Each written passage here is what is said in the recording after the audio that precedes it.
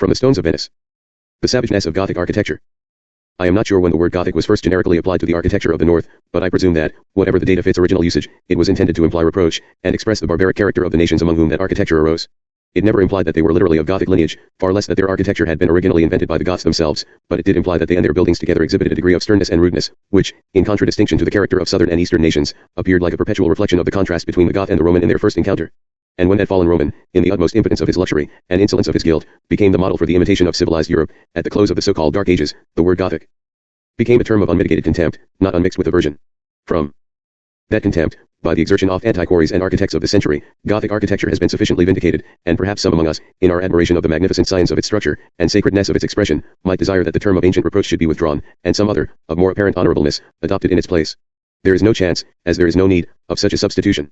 As far as the epithet was used scornfully, it was used falsely, but there is no reproach in the word, rightly understood. On the contrary, there is a profound truth, which the instinct of mankind almost unconsciously recognizes. It is true, greatly and deeply true, that the architecture of the North is rude and wild, but it is not true that, for this reason, we are to condemn it, or despise. Far otherwise, I believe it is in this very character that it deserves our profoundest reverence. The charts of the world which have been drawn up by modern science have thrown into a narrow space the expression of a vast amount of knowledge, but I have never yet seen anyone pictorial enough to enable the spectator to imagine the kind of contrast in physical character which exists between northern and southern countries. We know the differences in detail, but we have not that broad glance and grasp which would enable us to feel them in their fullness. We know that gentians grow on the Alps, and olives on the Apennines, but we do not enough conceive for ourselves that variegated mosaic of the world's surface which a bird sees in its migration, that difference between the district of the gentian and of the olive which the stork and the swallow see far off, as they lean upon the sirocco wind. Let us, for a moment, try to raise ourselves even above the level of their flight, and imagine the Mediterranean lying beneath us like an irregular lake, and all its ancient promontories sleeping in the sun, here and there an angry spot of thunder, a grey stain of storm, moving upon the burning field, and here and there a fixed wreath of white volcano smoke, surrounded by its circle of ashes, but for the most part a great peacefulness of light. Syria and Greece, Italy and Spain, laid like pieces of a golden pavement into the sea blue, chased, as we stoop nearer to them, with bossy, beaten work of mountain chains, and glowing softly with terraced gardens, and flowers heavy with frankincense, mixed among masses of laurel, and orange, and plumy palm, that abate with their grey-green shadows the burning of the marble rocks, and of the ledges of porphyry sloping under lucent sand. Then let us pass farther towards the north, until we see the orient colors change gradually into a vast belt of rainy green, where the pastures of Switzerland, and poplar valleys of France, and dark forests of the Danube and Carpathian stretch from the mouths of the Loire to those of the Volga, seen through clefts in grey swirls off rain cloud and flaky veils of the mist of the brooks, spreading low along the pasture lands, and then, farther north still, to see the earth heave into mighty masses off leaden rock and heath moor, bordering with the broad waste of gloomy purple that belt of field and wood, and splintering into irregular and grisly islands amidst the northern seas, beaten by storm, and chilled by ice drift, and tormented by furious pulses of contending tide, until the roots of the last forest fail from among the hill ravines, and the hunger of the north wind bites their peaks into barrenness, and, at last, the wall of ice, durable like iron, sets, death-like, its white teeth against us out of the polar twilight. And, having once traversed in thought this gradation of the zoned iris of the earth in all its material vastness, let us go down nearer to it, and watch the parallel change in the belt of animal life, the multitudes of swift and brilliant creatures that glance in the air and sea, or tread the sands of the southern zone, striped zebras and spotted leopards, glistening serpents, and birds arrayed in purple and scarlet. Let us contrast their delicacy and brilliancy of color, and swiftness of motion, with the frost cramped strength, and shaggy covering, and dusky plumage of the northern tribes. Contrast the Arabian horse with the Shetland, the tiger and leopard with the wolf and bear, the antelope with the elk, the bird of paradise with the osprey, and then, submissively acknowledging the great laws by which the earth and all that it bears are ruled throughout their being, let us not condemn, but rejoice in the expression by man of his own rest in the statutes of the lands that gave him birth. Let us watch him with reverence as he sets side by side the burning gems, and smooths with soft sculpture the jasper pillars, that are to reflect a ceaseless sunshine, and rise into a cloudless sky, but not with less reverence let us stand by him, when, with rough strength and hurried stroke, he smites an uncouth animation out of the rocks which he has torn from among the moss of the moorland, and heaves into the darkened air the pile of iron buttress and rugged wall, instinct with, work of an imagination as wild and wayward as the northern sea, creations of ungainly shape and rigid limb, but full of wolfish life, fierce as the winds that beat, and changeful as the clouds that shade them. There is, I repeat, no degradation, no reproach in this, but all dignity and honorableness, and we should err grievously in refusing either to recognize as an essential character of the existing architecture of the North, or to admit as a desirable character in that which it yet may be, this wildness of thought, and roughness of work, this look of mountain brotherhood between the cathedral and the Alp, this magnificence of sturdy power, put forth only the more energetically, because the fine finger touch was chilled away by the frosty wind, and the eye dimmed by the moor mist, or blinded by the hail, this outspeaking of the strong spirit of men who may not gather redundant fruitage from the earth, nor bask in dreamy benignity of sunshine, but must break the rock for bread, and cleave the forest for fire, and show, even in what they did for their delight, some of the hard habits of the arm and heart that grew on them as they swung the axe or pressed the plough. If, however, the savageness of Gothic architecture, merely as an expression of its origin among northern nations, may be considered, in some sort, a noble character, it possesses a higher nobility still, when considered as an index, not of climate, but of religious principle. In the 13th and 14th paragraphs of chapter XXI of the first volume of this work, it was noticed that the systems of architectural ornament, properly so called, might be divided into three. 1. Servile ornament, in which the execution or power of the inferior workman is entirely subjected to the intellect of the higher. 2. Constitutional ornament, in which the executive inferior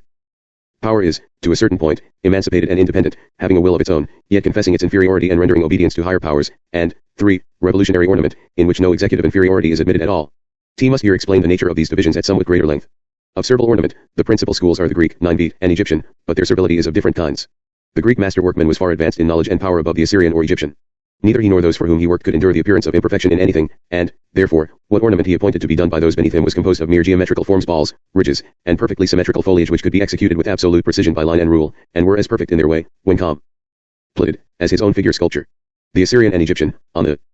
contrary, less cognizant of accurate form in anything, were content to allow their figure sculpture to be executed by inferior workmen, but lowered the method of its treatment to a standard which every workman could reach, and then trained him by discipline so rigid that there was no chance of his falling beneath the standard appointed. The Greek gave to the lower workman no subject which he could not perfectly execute. The Assyrian gave him subjects which he could only execute imperfectly, but fixed a legal standard for his imperfection. The workman was, in both systems, a slave.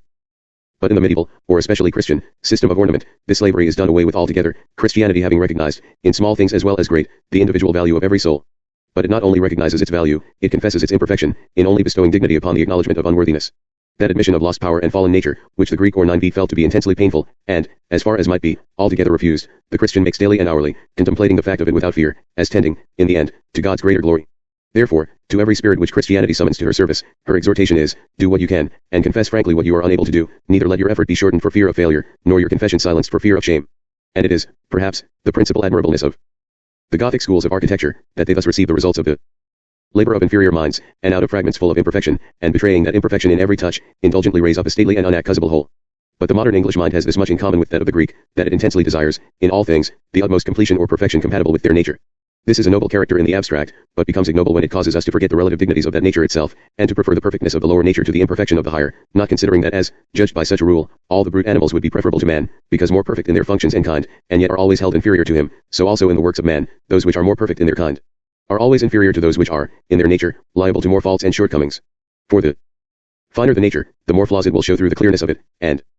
it is a law of this universe that the best things shall be seldom esteemed in their best form. The wild grass grows well and strongly, one year with another, but the wheat is, according to the greater nobleness of its nature, liable to the bitter blight. And therefore, while in all things that we see, or do, we are to desire perfection, and strive for it, we are nevertheless not to set the meaner thing, in its narrow accomplishment, above the nobler thing, in its mighty progress, not to esteem smooth minuteness above shattered majesty, not to prefer mean victory to honorable defeat, not to lower the level of our aim, that we may the more surely enjoy the complacency of success. But above all, in our dealings with the souls of other men, we are to take care how we check, by severe requirement or narrow caution, efforts which might otherwise lead to a noble issue, and, still more, how we withhold our admiration from great excellencies, because they are mingled with rough faults. Now, in the make and nature of every man, however rude or simple, whom we employ in manual labor, there are some powers for better things, some tardy imagination, torpid capacity of emotion, tottering steps of thought, there are, even at the worst, and in most cases it is all our own fault that they are tardy or torpid. But they cannot be strengthened, unless we are content to take them in their feebleness, and unless we prize and honor them in their imperfection above the best and most perfect manual skill. And this is what we have to do with all our laborers, to look for the thoughtful part of them, and get that out of them, whatever we lose for it, whatever faults and errors we are obliged to take with it. For the best that is in them cannot manifest itself, but in company with much error. Understand this clearly, you can teach a man to draw a straight line, and to cut one, to strike a curved line, and to carve it, and to copy and carve any number of given lines or forms, with admirable speed and perfect precision, and you find his work perfect of its kind, but if you ask him to think about any of those forms, to consider if he cannot find any better in his own head, he stops, his execution becomes hesitating, he thinks, and 10 to 1 he thinks wrong, 10 to 1 he makes a mistake in the first touch he gives to his work as a thinking being. But you have made a man of him for all that. He was only a machine before, an animated tool. And observe, you are put to stern choice in this matter. You must either make a tool of the creature, or a man of him. You cannot make both. Men were not intended to work with the accuracy of tools, to be precise and perfect in all their actions. If you will have that precision out of them, and make their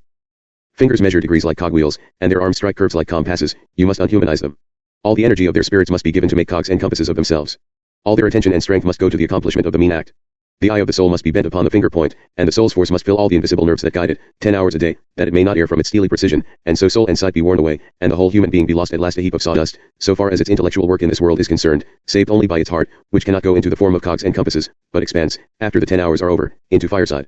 Human ity. On the other hand, if you will make a man of the working creature, you cannot make a tool. Let him but begin to imagine, to think, to try to do any thing worth doing, and the engine-turned precision is lost at once. Outcome: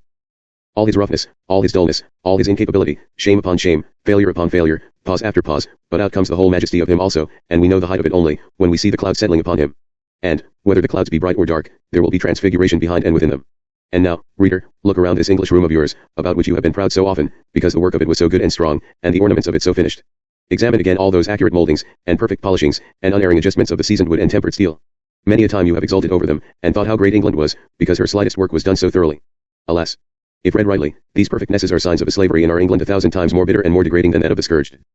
African, or Helot, Greek. Men may be beaten, chained, tormented, yoked like cattle, slaughtered like summer flies, and yet remain in one sense, and the best sense, free. But to smother their souls within them, to blight and hew into rotting polyps registered the suckling branches of their human intelligence, to make the flesh and skin which, after the worms work on it, is to see God, into lead thongs to yoke machinery with this it is to be slave masters indeed, and there might be more freedom in England, though her feudal lord's lightest words were worth men's lives, and though the blood of the vexed husbandman dropped in the furrows of her fields. Then there is while the animation of her multitudes is sent like fuel to feed the factory smoke, and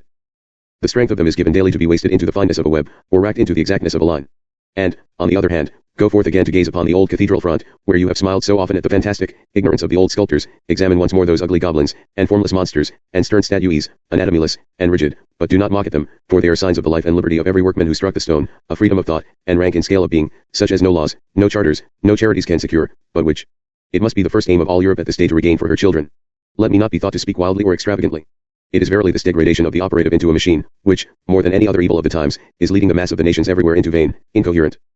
destructive struggling for a freedom of which they cannot explain the nature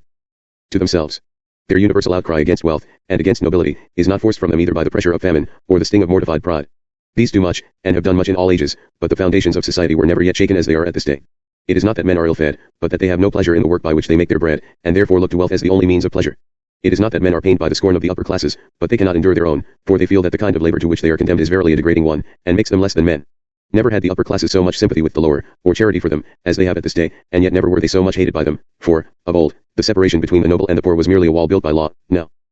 it is a veritable difference in level of standing, a precipice between upper and lower grounds in the field of humanity, and there is pestilential air at the bottom of it. I know not if a day is ever to come when the nature of right freedom will be understood, and when men will see that to obey another man, to labor for him, yield reverence to him or to his place, is not slavery. It is often the best kind of liberty, a liberty from care. The man who says to one, go, and he goeth, and to another, come, and he cometh, has, in most cases, more sense of restraint and difficulty than the man who obeys him. The movements of the one are hindered by the burden on his shoulder, of the other, by the bridle on his lips. There is no way by which the burden may be lightened, but we need not suffer from the bridle if we do not champ at it. To yield reverence to another, to hold ourselves and our lives at his disposal, is not slavery. Often, it is the noblest state in which a man can live in this world. There is, indeed, a reverence which is servile, that is to say irrational or selfish. But there is also noble reverence, that is to say, reasonable and loving, and a man one's never so noble as when he is reverent in this kind, nay, even if the feeling pass the bounds of mere reason, so that it be loving, a man is raised by it. Which had, in reality, most of the serf nature in him, the Irish peasant who was lying in wait yesterday for his landlord, with his musket muzzle thrust through the ragged hedge, or that old mountain servant, who, 200 years ago, at Inverkeithing, gave up his own life and the lives of his 7 sons for his chief, colon as each fell, calling forth his brother to the death, another for heck. Tor. And therefore, in all ages and all countries, reverence has been paid and sacrifice made by men to each other, not only without complaint, but rejoicingly, and famine, and peril, and sword, and all evil, and all shame, have been borne willingly in the causes of masters and kings, for all these gifts of the heart ennobled the men who gave not less than the men who received them, and nature prompted, and God rewarded the sacrifice. But to feel their souls withering within them, unthanked, to find their whole being sunk into an unrecognized abyss, to be counted off into a heap of mechanism, numbered with its wheels, and weighed with its hammer strokes, this nature bade not, this God blesses not, this humanity for no long time is able to endure. We have much studied and much perfected, of late, the great civilized invention of the division of labor, only we give it a false name. It is not, truly speaking, the labor that is divided, but the men, divided into mere segments of men broken into small fragments and crumbs of life, so that all the little piece of intelligence that is left in a man is not enough to make a pin, or a nail, but exhausts itself in making the point of a pin, or the head of a nail. Now it is a good and desirable thing, truly, to make many pins in a day, but if we could only see with what crystal sand their points were polished sand of human soul, much to be magnified before it can be discerned for what it is, we should think there might be some loss in it also. And the great cry that rises from all our manufacturing cities, louder than their furnace blast, is all in very deed for this, that we manufacture everything there except men, we blanch cotton, and strengthen steel, and refine sugar, and shape pottery, but to brighten, to strengthen, to refine, or to form a single living spirit, never enters into our estimate of advantages. And all the evil to which that cry is urging our myriads can be met only in one way, not by teaching nor preaching. For to teach them is but to show them their misery, and to preach to them, if we do nothing more than preach, is to mock at it. It can be met only by right understanding, on the part of all classes, of what kinds of labor are good for men, raising them, and making them happy, by a determined sacrifice of such convenience, or beauty, or cheapness as is to be got only by the degradation of the workman, and by equally determined demand for the products and results of healthy and ennobling labor. And how, it will be asked, are these products to be recognized, and this demand to be regulated? Easily, by the observance of 3 broad and simple rules. 1. Never encourage the manufacture of any article not absolutely necessary, in the production of which invention has no share. 2. Never demand an exact finish for its own sake, but only for some practical or noble end. 3. Never encourage imitation or copying of any kind, except for the sake of preserving record of great works. The second of these principles is the only one which directly rises out of the consideration of our immediate subject, but I shall briefly explain the meaning and extent of the first also, reserving the enforcement of the third for another place. 1. Never encourage the manufacture of anything not necessary, in the production of which invention has no share. For instance, glass beads are utterly unnecessary, and there is no design or thought employed in their manufacture. They are formed by first drawing out the glass into rods. These rods are chopped up into fragments of the size of beads by the human hand, and the fragments are then rounded in the furnace. The men who chop up the rods sit at their work all day, their hands vibrating with a perpetual and exquisitely timed palsy, and the beads dropping beneath their vibration like hail. Neither they, nor the men who draw out the rods or fuse the fragments, have the smallest occasion for the use of any single human faculty, and every young lady, therefore, who buys glass beads is engaged in the slave trade, and in a much more cruel one than that which we have so long been endeavoring to put down. But glass cups and vessels may become the subjects of exquisite invention, and if in buying these we pay for the invention, that is to say for the beautiful form, or color, or engraving, and not for mere finish of execution, we are doing good to humanity. So, again, the cutting of precious stones, in all ordinary cases, requires little exertion of any mental faculty, some tact and judgment in avoiding flaws, and so on, but nothing to bring out the whole mind. Every person who wears cut jewels merely for the sake of their value is, therefore, a slave driver. But the working of the goldsmith, and the various designing of group jewelry and enamel work, may become the subject of the most noble human intelligence. Therefore, money spent in the purchase of well-designed plate, of precious engraved vases, cameos, or enamels, does good to humanity, and, in work of this kind, jewels may be employed to heighten its splendor, and their cutting is then a price paid for the attainment of a noble end, and thus perfectly allowable. I shall perhaps press this law farther elsewhere, but our immediate concern is chiefly with the second, namely, never to demand an exact finish, when it does not lead to a noble end. For observe, I have only dwelt upon the rudeness of Gothic, or any other kind of imperfectness, as admirable, where it was impossible to get design or thought without it. If you are to have the thought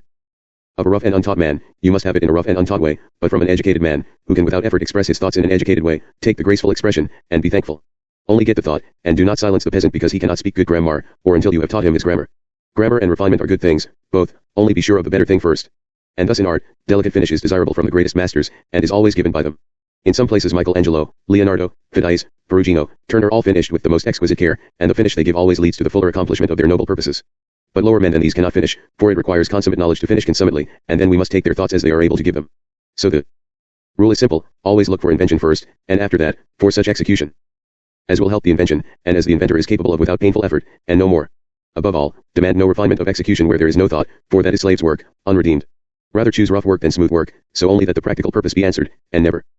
imagine there is reason to be proud of anything that may be accomplished by patience and sandpaper. I shall only give one example, which however will show the reader what I mean, from the manufacture already alluded to, that of glass. Our modern glass is exquisitely clear in its substance, true in its form, accurate in its cutting. We are proud of this. We ought to be ashamed of it. The old Venice glass was muddy, inaccurate in all its forms, and clumsily cut, if at all. And the old Venetian was justly proud of it. For there is this difference between the English and Venetian workman, that the former thinks only of accurately matching his patterns, and getting his curves perfectly true and his edges perfectly sharp, and becomes a mere machine for rounding curves and sharpening edges, while the old Venetian cared not a whit whether his edges were sharp or not, but he invented a new design for every glass that he made, and never molded a handle or a lip without a new fancy in it. And therefore, though some Venetian glass is ugly and clumsy enough, when made by clumsy and uninventive workmen, other Venetian glass is so lovely in its forms that no price is too great for it, and we never see the same form in it twice. Now you cannot have the finish and the varied form too. If the workman is thinking about his edges, he cannot be thinking of his design, if of his design, he cannot think of his edges. Choose whether you will pay for the lovely form or the perfect finish, and choose at the same moment whether you will make the worker a man or a grindstone. Nay, but the reader interrupts me. If the workman can design beautifully, I would not have him kept at the furnace. Let him be taken away and made a gentleman, and have a studio, and design his glass there, and I will have it blown and cut for him by common workmen, and so I will have my design and my finish too. All ideas of this kind are founded upon two mistaken suppositions. The first, that one man's thoughts can be, or ought to be, executed by another man's hands. The second, that manual labor is a degradation, when it is governed by intellect. On a large scale, and in work determinable by line and rule, it is indeed both possible and necessary that the thoughts of one man should be carried out by the labor of others. In this sense I have already defined the best architecture to be the expression of the mind of manhood by the hands of childhood. But on a smaller scale, and in a design which cannot be mathematically defined, one man's thoughts can never be expressed by another, and the difference between the spirit of touch of the man who is inventing, and of the man who is obeying directions, is often all the difference between a great and a common work of art. How wide the separation is between original and sec on-hand execution, I shall endeavor to show elsewhere. It is not so much to our purpose here as to mark the other and more fatal error of despising manual labor when governed by intellect, for it is no less fatal an error to despise it when thus regulated by intellect, than to value it for its own sake. We are always in these days endeavoring to separate the two. We want one man to be always thinking, and another to be always working, and we call one a gentleman, and the other an operative, whereas the workman ought often to be thinking, and the thinker often to be working, and both should be gentlemen, in the best sense. As it is, we make both ungentle, the one envying, the other despising, his brother, and the mass of society is made up of morbid thinkers, and miserable workers. Now it is only by labor that thought can be made healthy, and only by thought that labor can be made happy, and the two cannot be separated with impunity. It would be well if all of us were good handicraftsmen in some kind, and the dishonor of manual labor done away with altogether, so that though there should still be a trenchant distinction of race between nobles and commoners, there should not, among the latter, be a trenchant distinction of employment, as between idle and working men, or between men of liberal and illiberal professions. All professions should be liberal, and there should be less pride felt in peculiarity of employment, and more in excellence of achievement. And yet more, in each several profession, no master should be too proud to do its hardest work. The painter should grind his own colors, the architect work in the mason's yard with his men, the master manufacturer be himself a more skillful operative than any man in his mills, and the distinction between one man and another be only in experience and skill, and the authority and wealth which these must naturally and justly obtain. I should be led far from the matter in hand, if I were to pursue this interesting subject. Enough, I trust, has been said to show the reader that the rudeness or imperfection which at first rendered the term Gothic one of reproach is indeed, when rightly understood, one of the most noble characters of Christian architecture, and not only a noble but an essential one. It seems a fantastic paradox, but it is nevertheless a most important truth, that no architecture can be truly noble which is not imperfect. And this is easily demonstrable. For since the architect, whom we will suppose capable of doing all in perfection, cannot execute the whole with his own hands, he must either make slaves of his workmen in the old Greek, and present English fashion, and level his work to a slave's capacities, which is to degrade it, or else he must take his workmen as he finds them, and let them show their weaknesses, together with their strength, which will involve the Gothic imperfection, but render the whole work as noble as the intellect of the age can make it. But the principle may be stated more broadly still. I have confined the illustration of it to architecture, but I must not leave it as if true of architecture only. Hitherto I have used the words imperfect and perfect merely to distinguish between work grossly unskillful, and work executed with average precision and science, and I have been pleading that any degree of unskillfulness should be admitted, so only that the laborer's mind had room for expression. But, accurately speaking, no good work whatever can be perfect, and the demand for perfection is always a sign of a misunderstanding of the ends of art. This for two reasons, both based on everlasting laws. The first, that no great man ever stops working till he has reached his point of failure, that is to say, his mind is always far in advance of his powers of execution, and the latter will now and then give way in trying to follow it, besides that he will always give to the inferior portions of his work only such inferior attention as they require, and according to his greatness he becomes so accustomed to the feeling of dissatisfaction with the best he can do, that in moments of lassitude or anger with himself he will not care though the beholder be dissatisfied also. I believe there has only been one man who would not acknowledge this necessity, and strove always to reach perfection, Leonardo, the end of his vain effort being merely that he would take 10 years to a picture, and leave it unfinished. And therefore, if we are to have great men working at all, or less men doing their best, the work will be imperfect, however beautiful. Of human work none but what is bad can be perfect, in its own bad way. The second reason is that imperfection is in some sort essential to all that we know of life. It is the sign of life in a mortal body, that is to say, of a state of progress and change. Nothing that lives is, or can be, rigidly perfect. Part of it is decaying, part nascent. The foxglove blossom a third part bud, a third part past, a third part in full bloom is a type of the life of this world. And in all things that live there are certain irregularities and deficiencies which are not only signs of life, but sources of beauty. No human face is exactly the same in its lines on each side, no leaf perfect in its lobes, no branch in its symmetry. All admit irregularity as they imply change, and to banish imperfection is to destroy expression, to check exertion, to paralyze vitality. All things are literally better, lovelier, and more beloved for the imperfections which have been divinely appointed, that the law of human life may be effort, and the law of human judgment, mercy. Accept this then for a universal law, that neither architecture nor any other noble work of man can be good unless it be imperfect, and let us be prepared for the otherwise strange fact, which we shall discern clearly as we approach the period of the Renaissance, that the first cause of the fall of the arts of Europe was a relentless requirement of perfection, incapable alike either of being silenced by veneration for greatness, or softened into forgiveness of simplicity. Thus far then of the rudeness or savageness, which is the first mental element of Gothic architecture. It is an element in many other healthy architectures also, as in Byzantine and Romanesque, but true Gothic cannot exist without it.